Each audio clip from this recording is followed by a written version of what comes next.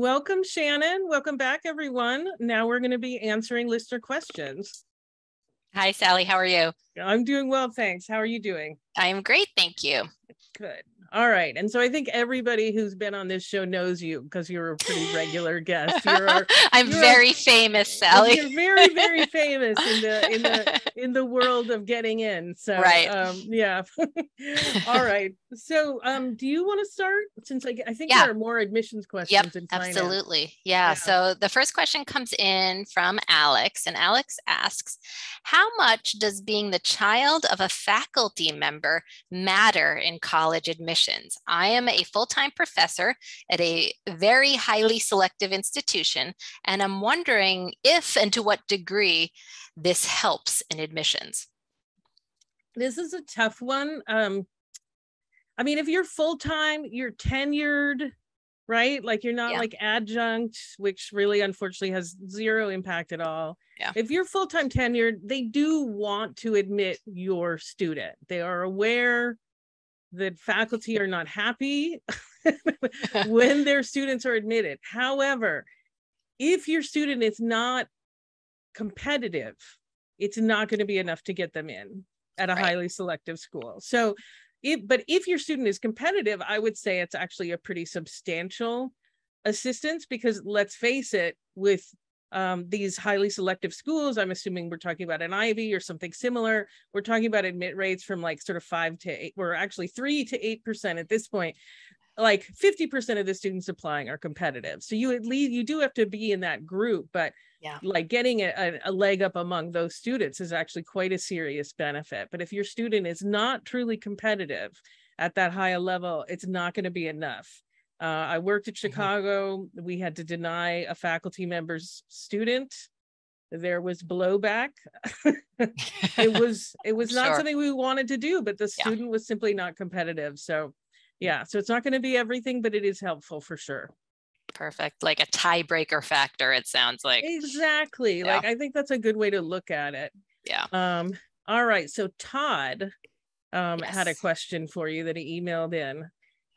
Todd wrote, I have 9 children. This already got my attention. I was like, okay, that's a lot. That's a lot of college tuition. Yeah. I have 9 children. My oldest is starting college this fall, but it is my understanding that beginning in the near term, FAFSA, or the Free Application for Federal Student Aid, computed financial aid will be changing for families with multiple children in college. It is also my understanding that in general, net price calculators are not updated to reflect these changes. What do you know about the changes coming? What advice do you have for planning for families with multiple children in college at the same time? And importantly, how will the FAFSA changes affect CSS, or College Scholarship Service Profile schools, I assume he means, which affect my situation specifically? So that's easy. You can answer that in 30 seconds. Right. So a little background, what Todd is referring to here. And regular listeners of the show will likely know this because we've talked about this before. There are some changes that are due to be implemented on the FAFSA beginning with the 24-25 school year. It was initially scheduled for the 23-24 school year. The Department of Education came back and said, we are not going to be able to do this in time, and then got Congress to push it back a year. Currently scheduled for the 24-25 school year. Among those changes, which are collectively referred to as FAFSA simplification, so kind of overall a good thing, making the FAFSA simpler. There's going to be less questions on the FAFSA, should be a less intimidating process for families to complete the form. But one of the changes that is happening with the FAFSA and the financial aid formula associated with the FAFSA is that they will no longer be counting the number of children you have enrolled in college at the same time, which is currently has a dramatic effect on financial aid eligibility, will not have an effect on financial aid eligibility. Currently, if you have 2 Mine can't even wrap around having 9 children and how many of those will be enrolled in college at the same time. But currently, if you have 2 kids in college, when you fill out the FAFSA, they calculate an expected parent contribution, and then that contribution is split in half between the 2 kids. So if they thought you could contribute $20,000 total and you have 2 kids in college, sort of makes logical sense. You could contribute $10,000 apiece. With the scheduled changes, assuming everything goes through as expected, if you are calculated to be able to contribute $20,000 total, they think you contribute $20,000 for child A and for child B, so $40,000 total. Obviously, this is bad news for families with multiple children who are going to be enrolled in college at the same time. What I will say is, though that federal financial aid formula is definitively changing, barring an act of Congress that changes it or delays it further, colleges can do whatever they want when it comes to their own institutional aid. So while under the changes, you may not be eligible for as much federal student aid. Federal student aid is fairly limited anyway, and you may not have qualified for a ton regardless. What most sort of middle-class families are hoping for is more substantial institutional aid. And colleges can do whatever they want to calculate institutional aid, including, if they want to, continuing to account for 2 or 3 or however many kids in college. The FAFSA will actually continue to ask the question about how many kids you have in college. So if colleges want to incorporate it into their calculations for institutional aid, they can, but it simply will not be in the calculations for federal student aid. So with that in mind, Todd, it may be that nothing changes for you because the colleges your kids choose to attend will continue to include that calculation, but we just don't know yet. And Todd, I think you made a really wise reference to net price calculators, because normally when people ask us about, how much financial aid they might qualify for, that's the go-to resource. Do the net price calculator on the school's website, and it will calculate that aid eligibility for you. However, net price calculators are not yet accounting for that change in the FAFSA formula, and they won't until very shortly before the change happens. So this will be for the 24-25 school year, the FAFSA that comes out October 2023 next year. The government, when they release a new FAFSA, they have to create all the kind of calculation tables that go along with that. That doesn't happen until maybe a few months before that FAFSA comes out. So maybe summer 2023 is the earliest a school could possibly incorporate these changes into their net price calculator.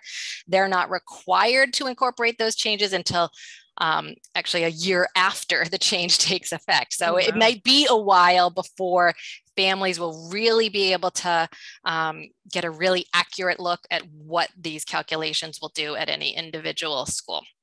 So with all of that in mind, I'd say, in terms of planning purposes, I think Todd said his first child is going off to college this fall. And actually probably enrollment decisions have already been made, but I am hoping that child chose to enroll at a school that they could afford, assuming no difference in financial aid. So if they were going to, divide expected family contribution in 2 between 2 siblings in college, I hope they weren't counting on that when Todd and his family, when they made the enrollment decision for this older child. And certainly if they have a child starting college next year, I don't know how the kids are spaced. Don't make any enrollment decisions assuming you're going to get more financial aid when you have more kids in college, because it may or may not happen. And Todd also referenced the CSS profile. Some colleges require this extra financial aid application. The profile form does split the parent contribution among siblings, but actually does it in a little bit of a weirder way. It's not directly in half. We, again, don't know what schools that use the profile, are they going to respond to these changes in any way? My guess, and I've certainly been wrong about lots of things in the past, so take this guess for what it's worth. Schools that use the profile already think that the FAFSA formula doesn't do a good enough job of assessing a family's financial needs. So that's why they ask for all this information, do this other calculation. If a profile school kind of disagrees with that FAFSA theory of not splitting between kids in college, they'll probably keep on going with the profile, doing the splitting that they have been. So my guess would be maybe things don't change much at profile schools, whereas they might at FAFSA only schools, but it all remains to be seen. So unfortunately, like we want families to be as well prepared and arm themselves with information as possible. But this is a situation where at this point, even the schools don't know what they are going to do. We've all talked to kind of all of our contacts who are still working in financial aid offices and ask them, what's your school going to do? Are they going to split? Are they not going to split? Across the board, schools have not made decisions yet from the information so we will certainly keep folks updated as we get new information, if we start seeing a trend of what schools are going to do, but we just don't know yet. So I would say for now, prepare, assuming that the splitting is not going to happen and you're going to have to pay your full EFC, expected family contribution, for each child. Save as much as you can, make wise enrollment decisions, don't enroll in schools that you can't afford. And that's all we know for now. That's all you can do for now. When you're making enrollment decisions, when you're talking to schools, you can ask them what they are planning to do with this change. But from what we've found so far, schools aren't sure yet. Yeah.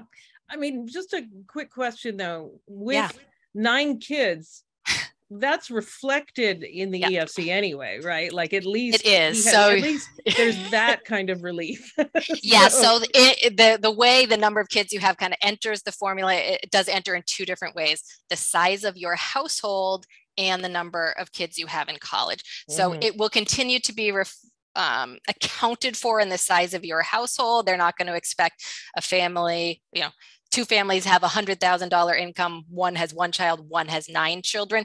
It's accounted for that family with 9 children cannot pay as much for college because they have all sorts of other expenses associated with raising those 9 children. So it is accounted for in some way in the financial aid formula. The more dramatic effect is in the number of college, and that's what we don't know about yet. Okay. All right. Yeah. So it's I know I always try and help people be as prepared as possible, and it's frustrating for us here at College Coach, where this is one where we just don't know what's going to happen. So plan for the worst, hope for the best, I guess. And check back with us, because you guys always give updates. Once there's some clarity, there will be updates on this show. It happens very quickly. You guys are really always on top of that. Absolutely. All right, Sally, next question for you comes in from Nathalie, and she asks, can you run a segment on how to fill out the education section on the Common App? My darling daughter is taking a Project Lead the Way class at the high school, and also she's taking the class at the high school, and it also awards her college credit for that same class. How does she list this on the Common App? The college gave her a transcript that shows the credits earned for her taking the class at the high school. Thank you. Okay. All right. So there's kind of a few different parts of this segment on how to fill out the education section. We're not going to do that, but I do want to stress that the Common Application has really good instructions. Like if you look at the kind of menu band, I don't know what to call it, on the right-hand side of the screen, they already have their questions that are frequently asked. And then you can click over there on a search, you can input questions that you can't find. So I really want to stress the other thing about the education section, though, is that is a really good section to check with your high school counselor, because a lot of things in there, you want to make sure it matches up with what your high school counselor says. So even, for example, when I'm working with students as a counselor, on that section, I say, you need to talk to your high school counselor. I can help you with everything else. I can give you a little help here, but really you need to check it out with your high school counselor. As far as the Project Lead the Way class at the high school that also awards her college credit, that's dual enrollment. That's what we call that. And most colleges are actually going to consider that to be high school credit.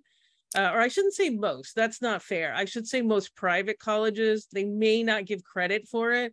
And the fact is that if it's on your high school transcript, they don't need you don't need to list it again, right? So kind of like the bottom line thing to keep in mind is that if it's on your high school transcript, even on your high school transcript, it should indicate that it's a dual enrollment course. And then, so the colleges will have that information. And when you attend a college, you can bring the transcript there and see if you can get credit for it. But you don't need to list it twice. So the college credit section, that's for a class that's not showing up on your high school transcript.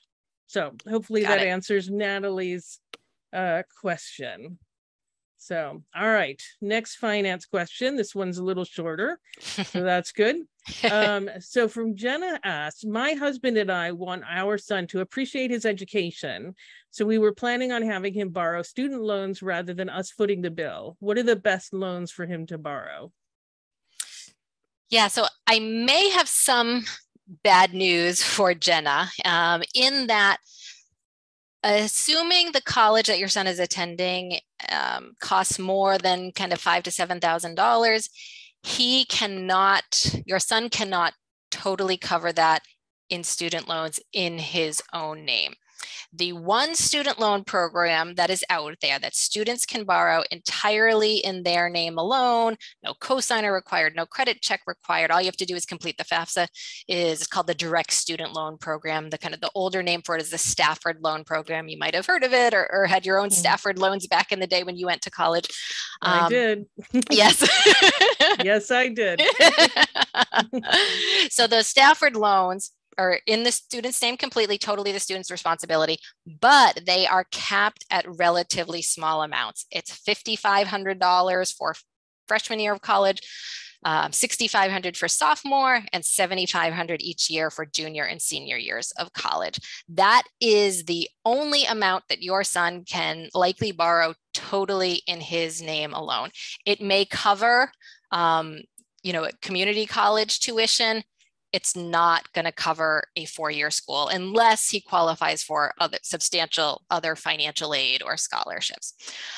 So beyond that, if you need to borrow more than that, parents are having to be involved, either as the primary borrower on another government loan, which exists called the PLUS loan, or as at least a co-signer on what we would call a private education loan, a loan from generally a private bank.